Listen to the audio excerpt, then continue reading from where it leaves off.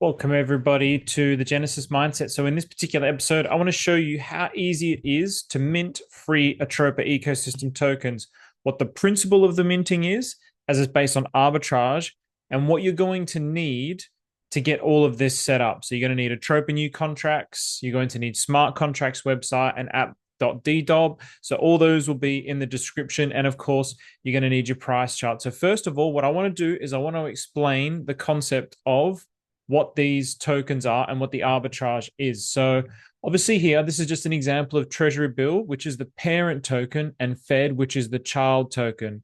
So because it's a one-to-one mint, the fair value, quote unquote fair value, is one Treasury Bill to one Fed. At the moment, the ratio is not that. It's way, way out. So at the minute, the ratio is heavily in favor of Treasury bills. So if you believe this is not what the ratio is, this is just an example.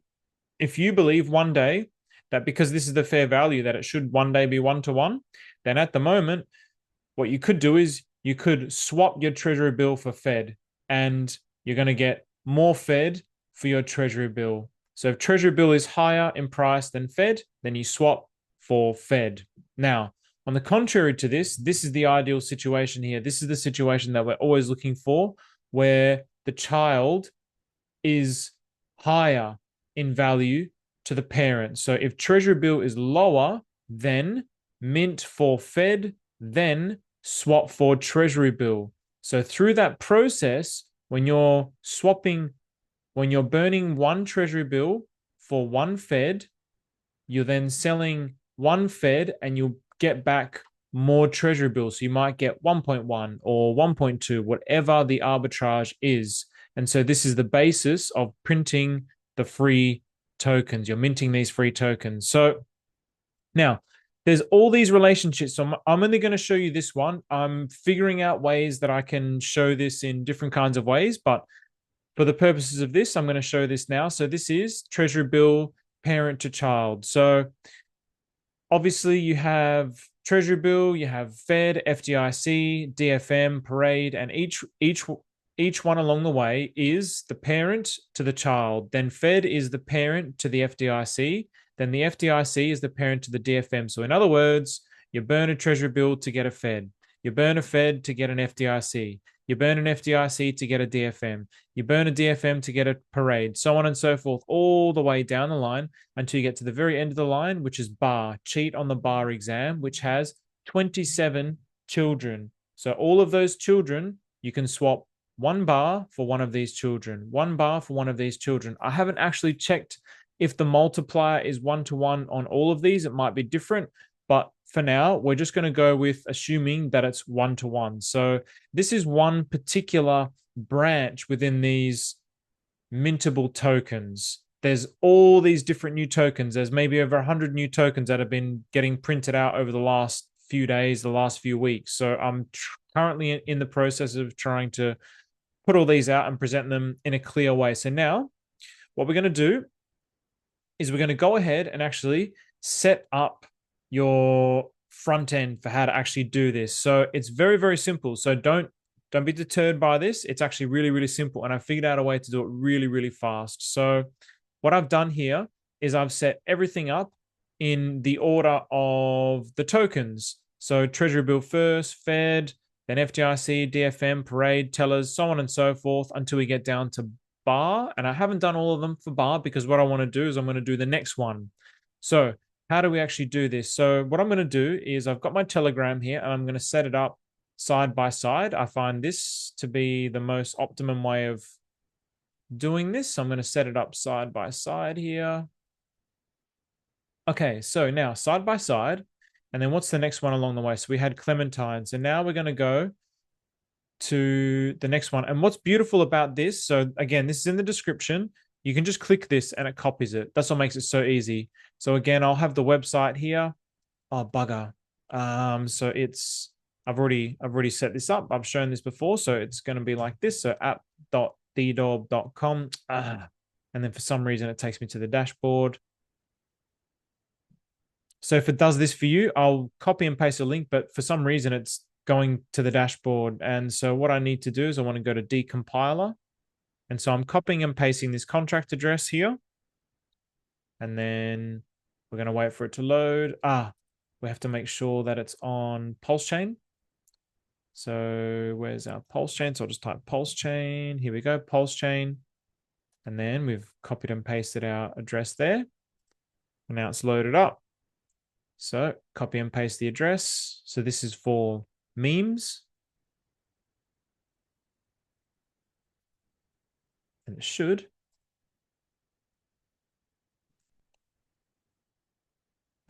It's just experiencing a tiny little bit of lag.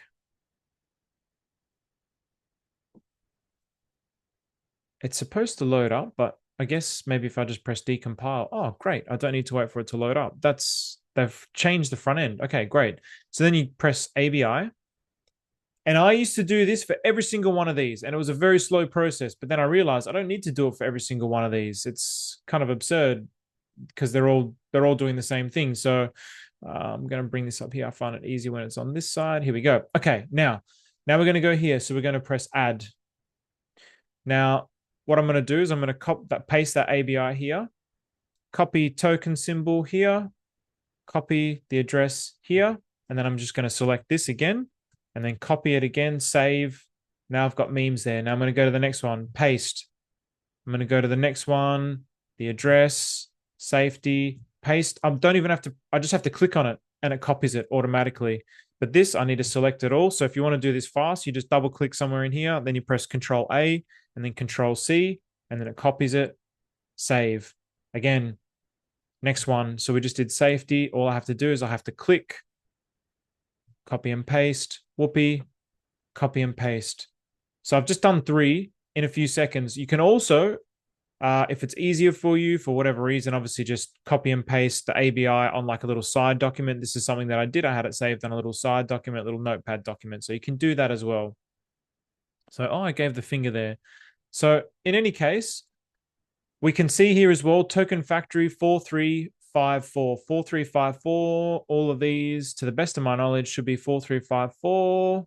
Yep. So all these token factory 4354 is the one-to-one, minting one-to-one, one-to-one. As you go down the list, there's so many, so many.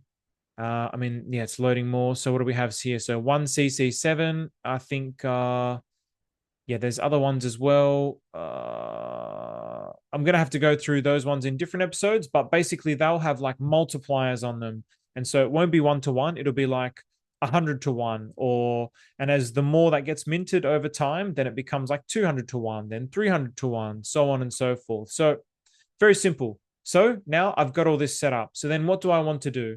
So basically the way that I like to do this is I'll have all of this set up like this, and then I'll copy and paste my Fed address. Sorry, just copy. And then for Treasury Bill, because Treasury Bill is the key parent, so I'm just going to put that on favorite there. And then under spender, we're going to paste the Fed address. And then actually, I'll just make this like the biggest number possible. Oh, yeah, then you get this red error. So, yeah, okay. And then call to approve. So I have done this on previous episodes, but then basically you want to go ahead and do that for every single one. It'll cost you a small amount of gas. And basically it's like unlimited. So you go ahead and do all of that. Then it will have like a little pop-up here pending. So then the next one, what would I do for the Fed? How would I do the Fed? Think about it. So if this is the child and this is the parent, what would I do? If this is the child and this is the parent, what did I just do? So I copy FDIC, I go into functions, I go to approve, and then I just put that on favorite, spender, and then same thing, just spam the 9s.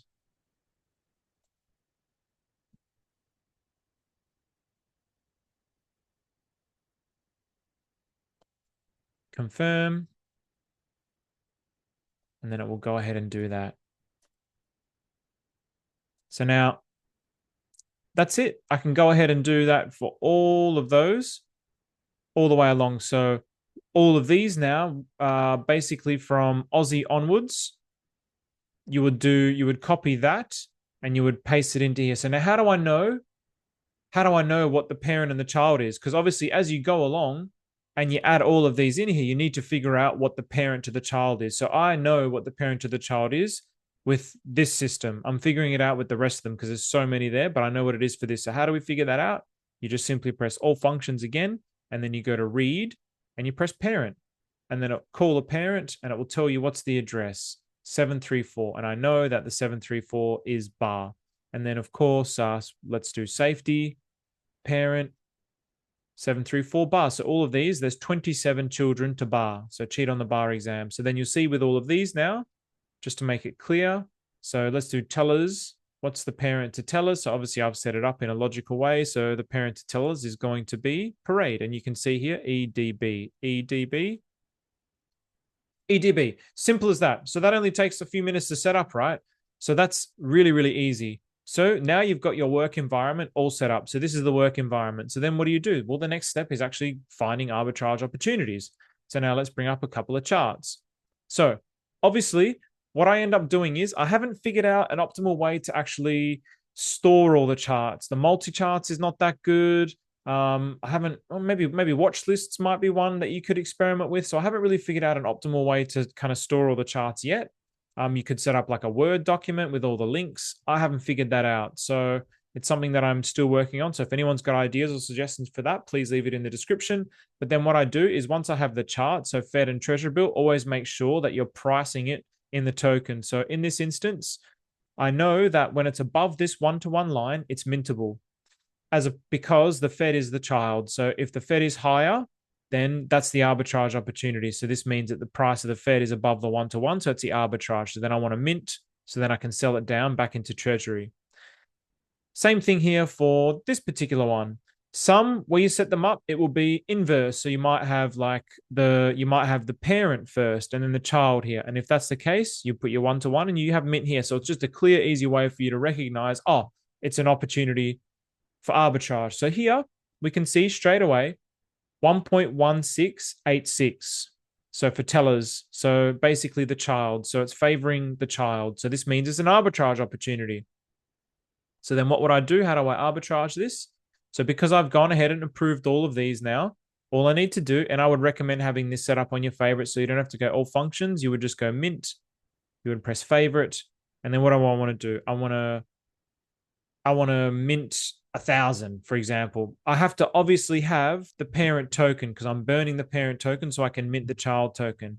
So now if I want to mint 1,000, so then you type in 1,000. And then what I also like to do with this as well. So this is something that I will do. Just give me a moment. I'll also have like a side set up here where I'll have 1, 2, 3, 4, 5, 6, 7, 8, 9, 10, 11, 12, 13, 14, 15, 16, 17, 18. So the reason why this is because it's hexadecimals, or it's just the way the code is. So however much you want to mint, then you add the 18 on the end. So in other words, if I wanted to mint 1,000,000, so what have I got? 1,000,000. So 1, 1, 2, 3, 1, 2, 3. So that's 1,000,000 tokens. And then I add the 18 there. Now, obviously, you can see there, it's not going to let me do it. So here, this is my million. But now what if I do, so a million, let's do a billion. Is it going to let me do a billion? It's not going to let me do a billion. Why? Because I don't actually have a billion of those tokens. So I've got to set up here. So I've got 721 million. So I can actually mint out 721 million.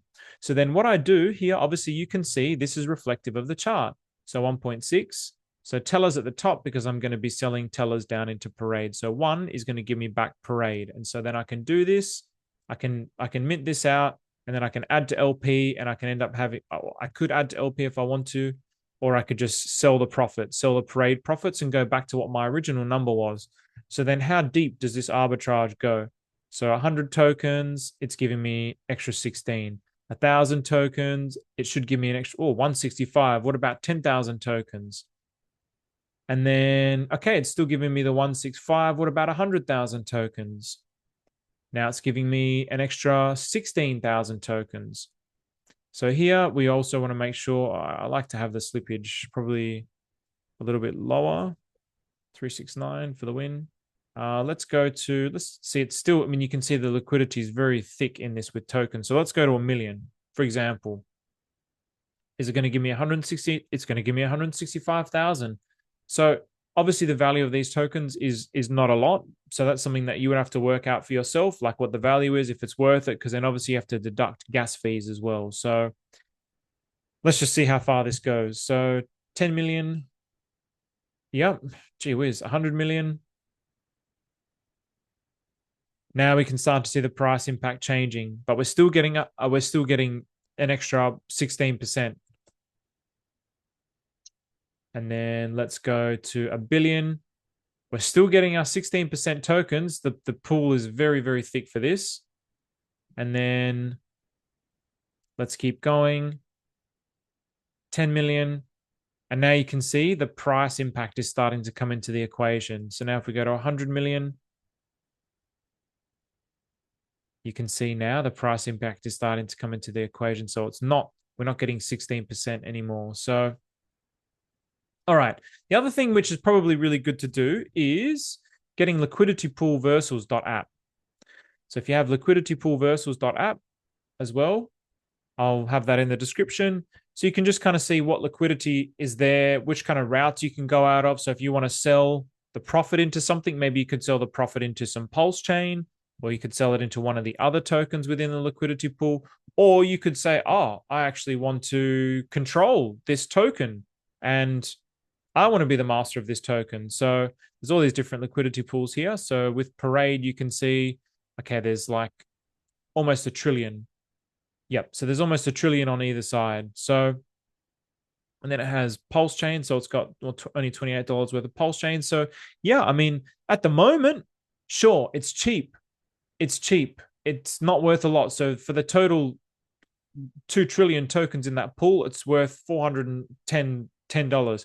But once the whole blockchain starts to get dragged up, it's got theta here. Once the whole blockchain starts to get dragged up, what happens? What happens to the price of these tokens? That's what makes things very, very interesting. So very, very simple. But okay, these kind of tokens, you might be thinking, well, so what? But the beauty is that I've started to see as I've gone down that chain is there's tokens that you can mint for example, Atropa. So you can burn Atropa and then you can mint the token and then sell that token back into the Atropa. So now when the prices are so low, it's like, wow, this is a really good opportunity to do it. Gas prices are low, token prices are low. You can buy up those tokens and mint it.